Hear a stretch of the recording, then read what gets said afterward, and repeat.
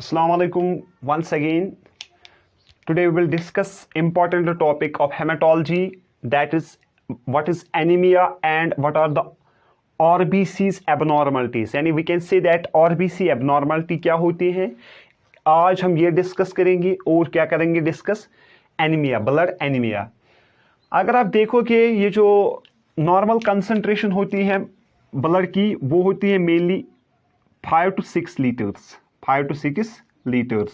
यानी जो वॉल्यूम होता है एक अडल्ट में ब्लड का वो होता है मेनली 5 to 6 लीटर्स, और वी कैन से दैट ये होता है 15.5 to 17.5 grams per decilitre of blood, per decilitre of blood in case of male. Male में ये होता है हीमोग्लोबिन की कंसंट्रेशन, और फीमेल में थोड़ा कम होता है, that's 13.5 to 14.5 grams per decilitre of blood, per decilitre of blood in case of female. यानी जो नॉर्मल वॉल्यूम होता है ब्लड का वो क्या होता है 5 to 6 लीटर्स, 5 to 6 लीटर्स। अगर हम ग्राम्स में इसको मेजर करेंगे तो ये आता है 15.5 to 17.5 grams per decilitre in case of male, और 13.5 to 14.5 grams per decilitre in case of female. और in other words we can say that ये होता है 4.5 to 6.1 million cells per microlitre of blood, और in other words we can write this value, that's 4.5 into 10 raised power 6 और 6.1 into 10 raised power 6, और reference range हम ले सकते हैं, that's 4.5 to 6.1 into 10 raised power 6। ये होता है नॉर्मल आरबीसी काउंट पर माइक्रोलीटर ऑफ ब्लड, यानी जो हमारे पास ब्लड का वॉल्यूम होता है वो होता है मेनली 5 to 6 लीटर्स, या अगर हम कह सकते हैं इन ग्राम्स, तो ग्राम्स में क्या आ जाएगा वो 15.5 to 17.5 grams per decilitre of blood, DL decilitre, इसको हम बोलते हैं decilitre. Same we can write, यानी 4.5 to 6.1 million cells per microlitre of blood. इसका मतलब है अगर हम 1 माइक्रोलीटर ब्लड लेंगे उसमें जो आरबीसी का काउंट होगा वो होगा 4.5 to 6.1 million cells, 4.5 to 6.1 million cells. अगर यही वॉल्यूम, अगर यही रेशो अगर डिक्रीज हो जाएगा, यानी अगर 4.5 से डिक्रीज हो जाएगा, इस कंडीशन को हम बोलते हैं एनीमिया। और अगर ये 5 to 6 लीटर से डिक्रीज हो जाएगा, 4 पहुंचेगा, 3 पहुंचेगा, तो इसको भी हम बोलते हैं anaemia. So we can say that जो ये एनीमिया है, anaemia is basically decrease in the blood volume और decrease in the Hb concentration of blood, यानी डिक्रीज इन ब्लड वॉल्यूम और Hb content of blood,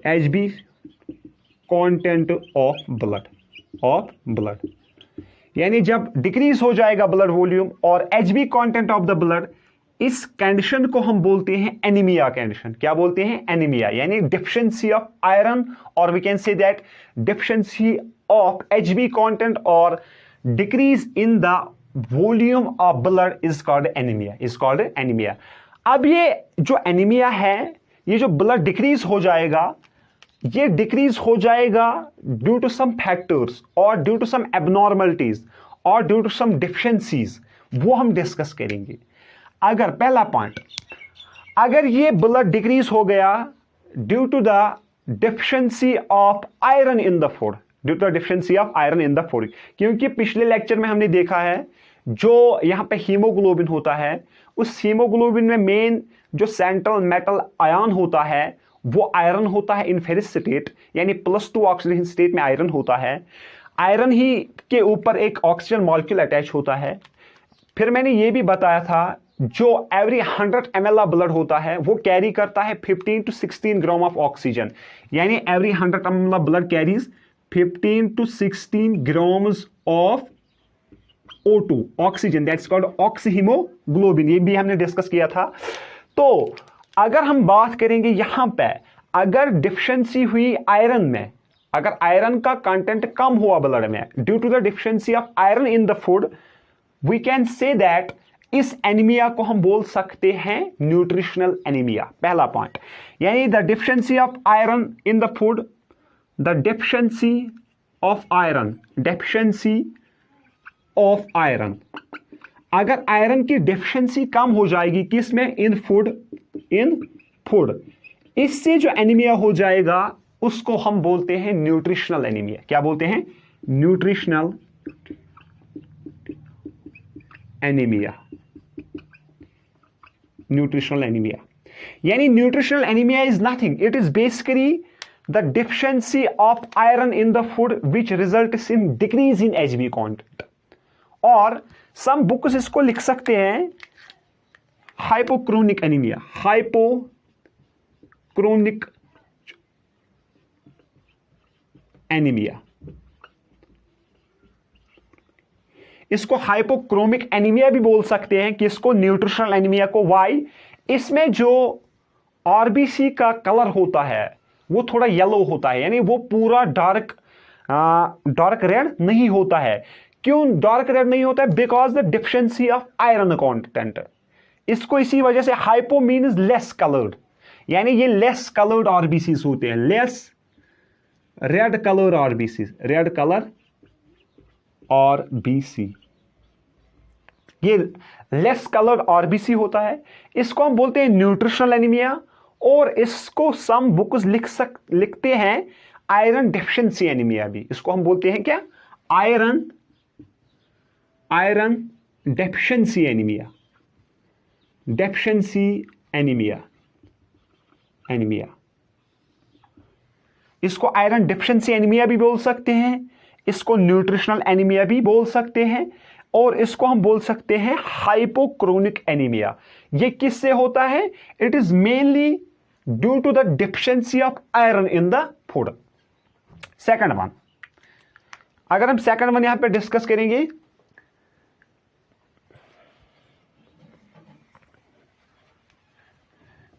you should have to see the lecture up to the end such that it should be clear। आपको ये lecture and तक जरूर देखना है, lecture थोड़ा बड़ा होगा फिर भी आपको देखना है such that you can learn something। दूसरा चीज जो यहां पे इंपॉर्टेंट है, अगर यही एनीमिया, अगर यही ब्लड डिक्रीज अब हो जाएगा ड्यू टू द डेफिशिएंसी और due to the deficiency of vitamin B12, अगर विटामिन B12 की डिफिशिएंसी की वजह से डिक्रीज ब्लड हो जाएगा, इसको हम बोलते हैं माइक्रोसाइटिक एनीमिया, और इसको कुछ बुक्स लिख सकते हैं, इस एनीमिया को बोलते हैं पेरिनीशियस एनीमिया। क्या बोलते हैं, पेरिनीशियस एनीमिया, यानी pernicious anaemia. It is that type of blood anaemia in which there is deficiency of vitamin B12। Vitamin B12 की डेफिशिएंसी से जो एनीमिया हो जाएगा उसको हम बोलते हैं pernicious anaemia. It is also called megaloblastic anaemia, it is also called megaloblastic anaemia, megaloblastic anaemia. Why it is called megaloblastic anaemia, because इसमें जो आरबीसी का साइज है वो इंक्रीज हो जाता है, नॉर्मल साइज से वो इंक्रीज हो जाता है। अगर फॉर एग्जांपल ये नॉर्मल साइज है आरबीसी का, आरबीसी आर एन्यूक्लेटेड, तो अगर ये नॉर्मल साइज है आरबीसी का, लेकिन इन केस ऑफ पेरिनीशियस एनीमिया और मेगाब्लास्टिक एनीमिया, इसमें जो आरबीसी का साइज होता है वो इंक्रीज होता है। जब आरबीसी का साइज इंक्रीज होता है, इसमें HB कंटेंट डिक्रीज होता है। HB कंटेंट क्या होता है? HB content decreases. इसको हम बोलते हैं मेगाब्लास्टिक एनीमिया, इसको हम बोलते हैं पेरिनीशियस एनीमिया। ये किसकी वजह से होता है? Due to the deficiency of vitamin B12 in the food, due to the deficiency of vitamin B12 on the food. Vitamin B12 का क्योंकि इसका और एक नाम है, इसको हम बोलते हैं RBC maturing factor, maturing factor. RBC maturing factor बोलते हैं किसको? विटामिन B12 को। अगर इसकी डिफिशियंसी से ब्लड का कंटेंट डिक्रीज हो जाएगा, इसको हम बोलते हैं पेरिनीशियस एनीमिया और it is also called megaloblastic anaemia. इसमें RBC का साइज इंक्रीज हो जाता है against the normal value, that's called, इसको हम बोलते हैं पेरिनीशियस एनीमिया। इसके बाद एक स्पेशल टाइप ऑफ एनीमिया है जिसको हम बोलते हैं that's called microcytic anaemia.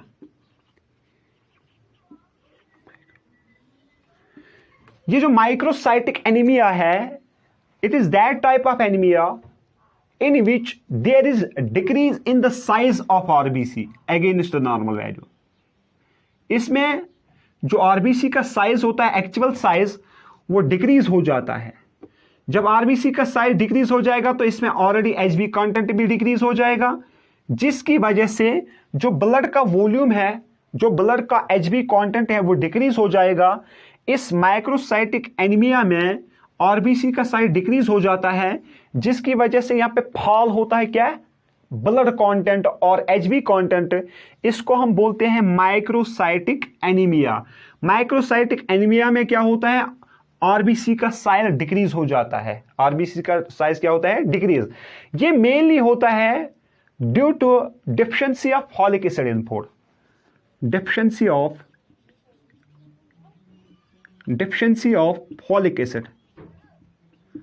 Folic acid on food। यानी we can say that folic acid is also called vitamin B9। Vitamin B9 की डिफिशियंसी ये होता है क्या? That's called microcytic anaemia. इसमें भी जो ब्लड का वॉल्यूम है वो डिक्रीज हो जाएगा। इसके बाद सम स्पेशल एनीमिया है, some special types of anaemia. उसमें जो सबसे ज्यादा स्पेशल है, that's called aplastic anaemia. Aplastic anaemia. ये जो एपोप्लास्टिक एनीमिया है, पहला पॉइंट ये है, aplastic anaemia is non genetic anaemia. यानी ये जेनेटिक एनीमिया नहीं है, नॉन जेनेटिक है ये, genetic anaemia. Aplastic anaemia is a non genetic anaemia. इस एनीमिया में क्या होता है? इस एनीमिया में होता है बेसिकली जो RBCs मैन्युफैक्चर होते हैं on bone marrow, RBC manufacturing. क्योंकि RBC कहां बनती है? बोन मैरो में, by special process that's called erythropoiesis. और इस एर्थोपायोसिस में यहां पे इंपॉर्टेंट रोल अदा करते हैं कौन? Pluripotent stem cell. तो ये जो RBCs है, RBCs in case of aplastic anaemia, जो बोन मैरो होता है, bone marrow fails to form the production of RBCs। Why? Due to some drug utilisation of this person और due to some toxic substances created inside the body. उसकी वजह से ये जो bone marrow है, it fails to produce RBCs, that's called aplastic anaemia. यानी when bone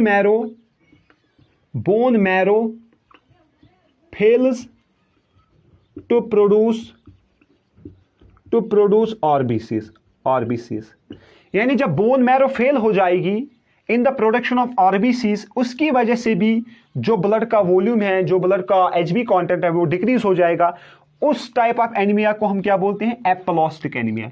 यानी जब बोन मैरो फेल हो जाती है in the production of RBCs due to the abnormalities in the bone marrow और due to some stress conditions और due to some toxic substance formation inside the bone marrow, उसकी वजह से क्या होता है? ब्लड वॉल्यूम डिक्रीज हो जाता है। इसको हम बोलते हैं एपोप्लास्टिक एनीमिया। क्या बोलते हैं? Aplastic anaemia.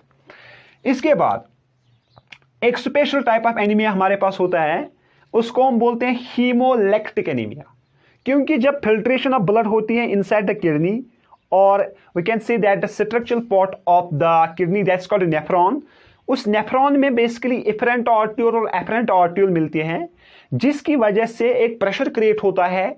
वो प्रेशर मेनली होता है due to the viscosity of the blood that's called blood colloidal osmotic pressure. इस प्रेशर को एक प्रेशर ऑफ ग्लोमेरुलस अपोज करता है, दैट्स कॉल्ड, उसको हम बोलते हैं ग्लोमेरुलर हाइड्रोस्टैटिक प्रेशर। जो ग्लोमेरुलस में फ्लूइड होता है उसमें एक प्रेशर क्रिएट होता है, और एक प्रेशर क्रिएट होता है due to the viscosity of blood of the efferent arteriole. उसकी वजह से सम आरबीसीज ब्रेक डाउन हो जाते हैं, that's called haemolysis. Some RBC जब ब्रेक डाउन हो जाएंगे तो उस वो आरबीसीज फिर सर्कुलेट करना शुरू करते हैं इन द सर्कुलेटरी सिस्टम। उसकी वजह से जब एचबी कंटेंट फॉल हो जाएगा उसको हम बोलते हैं हीमोलिक्टिक एनीमिया। क्या बोलते हैं? उस टाइप ऑफ एनीमिया को हम बोलते हैं हीमोलिक्टिक एनीमिया, हीमोलाइटिक एनीमिया, यानी ब्रेक डाउन ऑफ आरबीसीज की वजह से जब डिक्रीज हो जाएगा एचबी कंटेंट और blood volume, that's called haemolytic anaemia. इसके बाद एक स्पेशल टाइप ऑफ एनीमिया है, उसको हम बोलते हैं sickle cell anaemia. Sickle cell anaemia एक जेनेटिक एनीमिया है, ये आपको याद रखना है, क्योंकि इसमें जो रिसेसिव जीन होता है जो फॉर्म करता है एचबी कंटेंट, वो उसका एक्सप्रेशन मास्क किया जाता है, that is unable to form the HB content. यानी जो सिकल सेल एनीमिया है ये मेनली ड्यू टू डिफिशिएंसी होती है एसएस जीन, एससीडी जीन और एससी जीन और थैलेसीमिया कंडीशन में। इसमें जो एचबी कंटेंट होता है वो डिक्रीज हो जाता है, और जो आरबीसीज होते हैं ये सिकल शेप्ड होते हैं। क्यों सिकल शेप्ड होते हैं? ये आरबीसीज इस पोजीशन में होते हैं sickle shaped under the deficiency of oxygen, due to deficiency of oxygen, O2। यहां पे आपको याद रखना है ये जो सिकल सेल एनीमिया है, sickle cell anaemia is a genetic anaemia. Sickle cell anaemia, sickle cell anaemia it is a genetic anaemia, genetic anaemia. Sickle cell anaemia एक जेनेटिक एनीमिया है। इसके बाद है और एक anaemia that's called haemorrhage anaemia.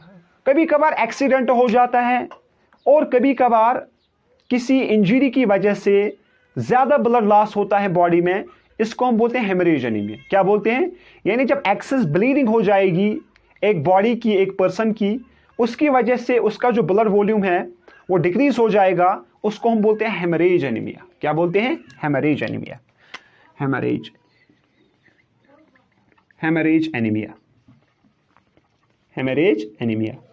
यानी due to the excess bleeding और due to the injury जब ब्लड ज्यादा लॉस हो जाएगा, उसकी वजह से जब ब्लड वॉल्यूम डिक्रीज हो जाएगा, उसको हम बोलते हैं हेमरेज एनीमिया। इसके बाद है और एक anaemia that's called thalassaemia.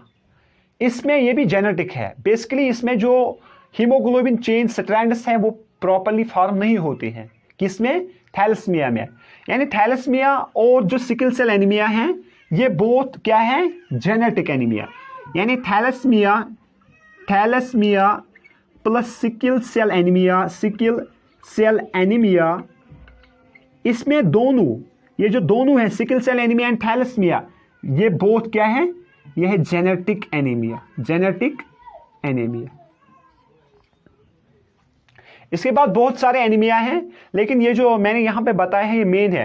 हीमोलिक्टिक anaemia, haemorrhage anaemia, aplastic anaemia, microcytic anaemia, megaloblastic anaemia, pernicious anaemia. इनमें जो ब्लड डिक्रीज हो जाएगा उसको हम बोलते हैं क्या? एनीमिया। यानी anaemia is basically decrease in the blood volume concentration. अब हम डिस्कस करेंगे यहां पे, मैंने पहले ही बताया है ये थोड़ा टॉपिक लेंथी रहेगा, लेकिन आपको ये जरूर एंड तक देखना है, तब जाके आपको पता चल जाएगा व्हाट हैपन्स एक्चुअली।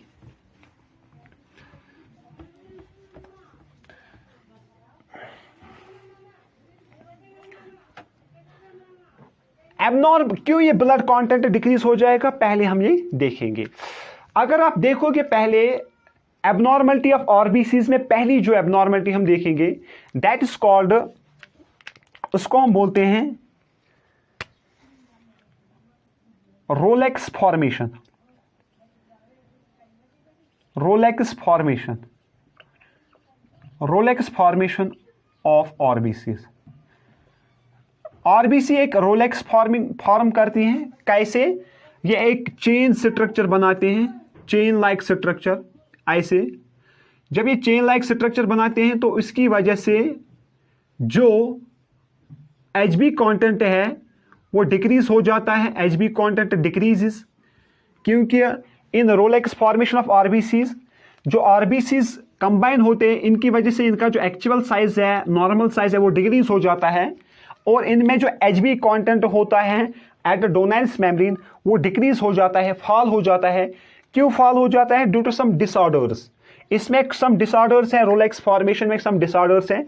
क्यों ये होगा? क्योंकि इस कंडीशन में कभी कभार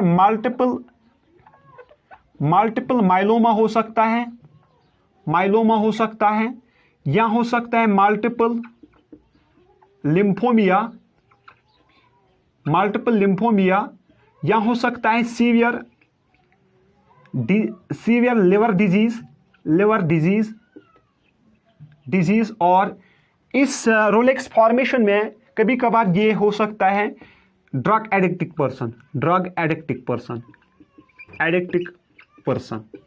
पर्सन। यानी आरबीसी एक रोलेक्स फॉर्मेशन करते हैं। क्यों ये रोलेक्स फॉर्मेशन करते हैं? क्योंकि ये पर्सन में या तो इसमें कैंसर होगा, या तो माइलोमा हो सकता है, मल्टीपल माइलोमा, या तो मल्टीपल लिम्फोमिया हो सकता है, या इसका जो लिवर है इसको डिजीज हो जाएगी, सीवियर लिवर डिजीज, और ड्रग एडिक्शन पर्सन होगा। ड्रग एडिक्शन पर्सन की वजह से भी एचबी कंटेंट डिक्रीज हो जाता है। तो ये पहला पॉइंट है। दूसरा, ये पहली एबनॉर्मलिटी है, रोलेक्स फॉर्मेशन। दूसरा जो इंपॉर्टेंट है यहां पे, that is called bite of RBC. इसमें क्या होता है? जो आरबीसी होती हैं ये ऐसे बनती हैं, बाइट।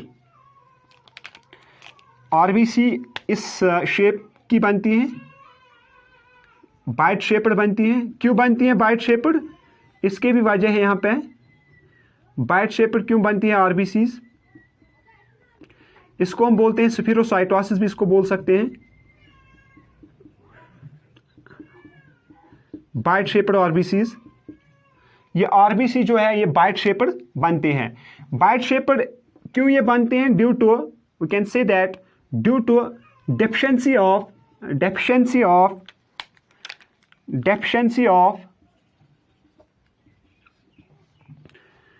Glucose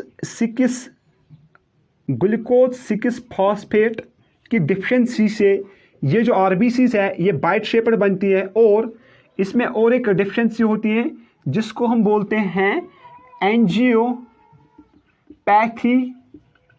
हीमोलैक्टिक anaemia.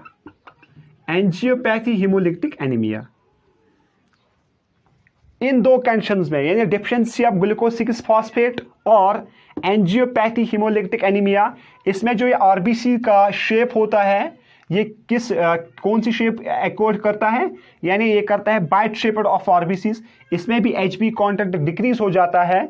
और कभी कभार ये हो सकता है दैट इज कॉल्ड उसको हम बोलते हैं पोस्ट लिवर सीवियर डिजीज। इस कंडीशन में भी हो सकता है पोस्ट लिवर सीवियर डिजीजेस, यानी लिवर की अगर कोई डिजीज होगी उसकी वजह से भी ये जो आरबीसीज है इसकी जो शेप है ये कैसे बनती हैं? ये शेप बनती हैं due to bite like shape of RBCs. उसकी वजह से डिक्रीज हो जाता है ब्लड, डिक्रीज हो जाता है वॉल्यूम ऑफ ब्लड। और कभी कभार ये जो आरबीसीज हैं इनको एक प्रोसेस होती है that is called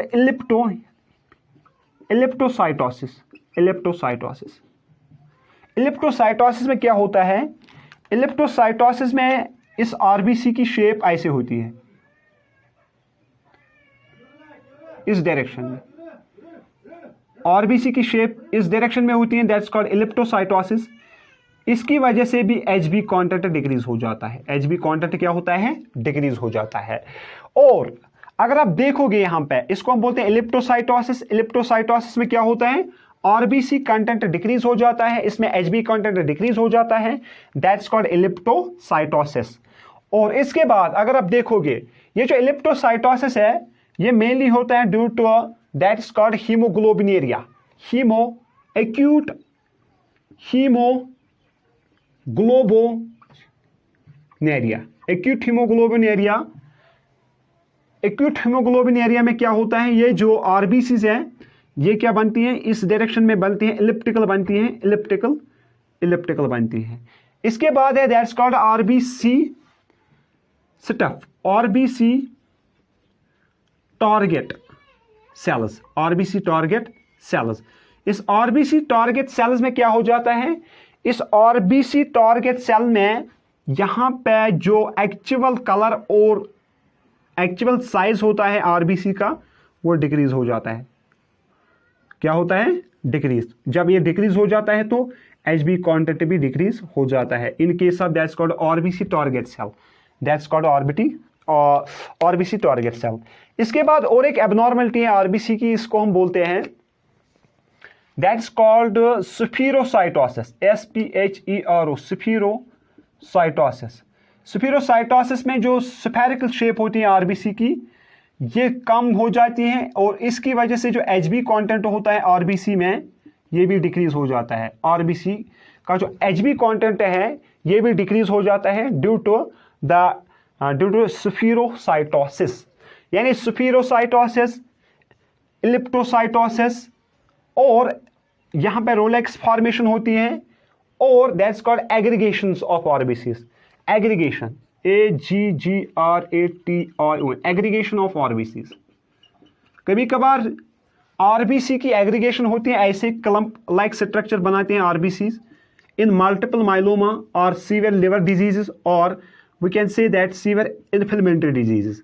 severe inflammatory diseases में जो आरबीसीज होते हैं ये एक क्लप्चर बनाते हैं जिसकी वजह से जो एचबी कंटेंट है वो डिक्रीज हो जाता है। ये में जिस पेशेंट में आप ये क्लप लाइक स्ट्रक्चर देखोगे वो पेशेंट या तो सीवियर इन्फ्लेमेटरी डिजीज का शिकार होगा, सीवियर इन्फ्लेमेटरी डिजीज, ये एक पॉइंट है। दूसरा पॉइंट है severe liver disease, severe liver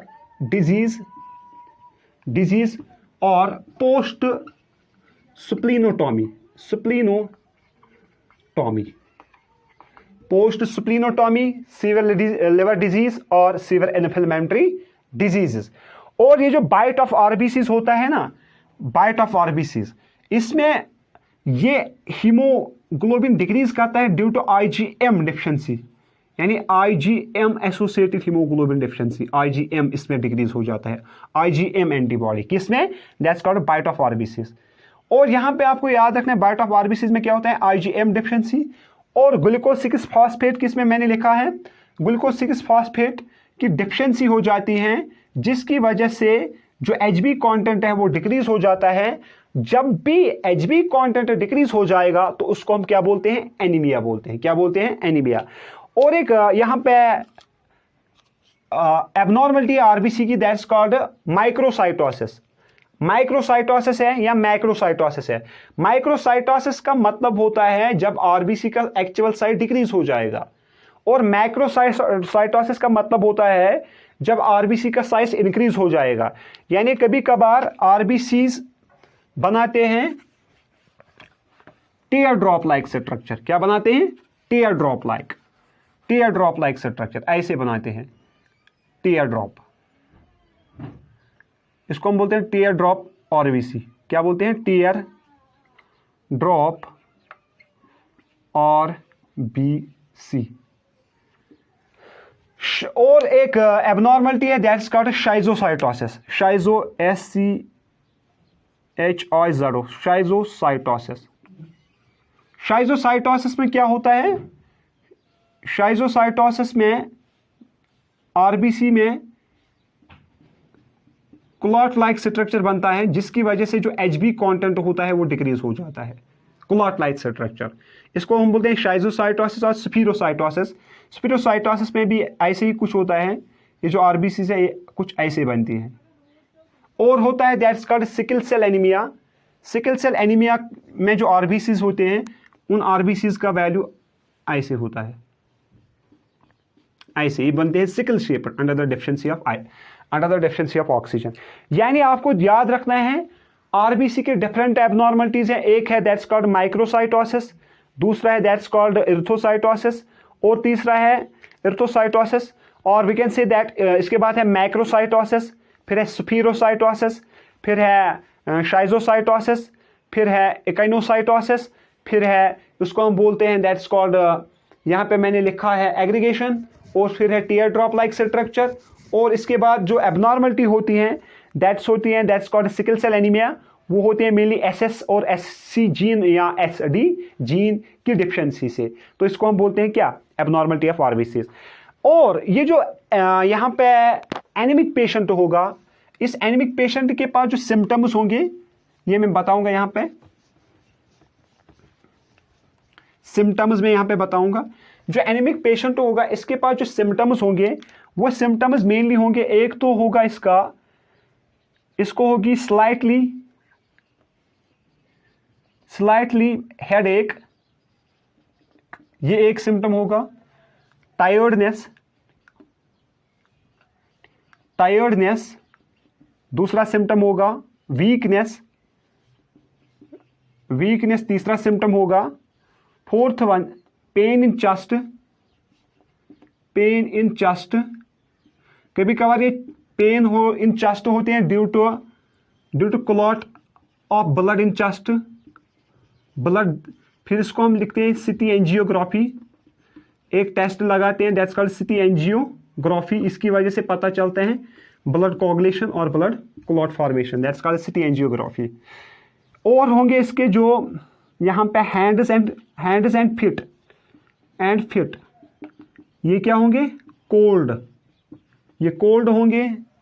और इसके बाद होंगे इसका जो कलर होगा स्किन का होगा पेल येलो कलर। और इसका जो आईक्यू होगा,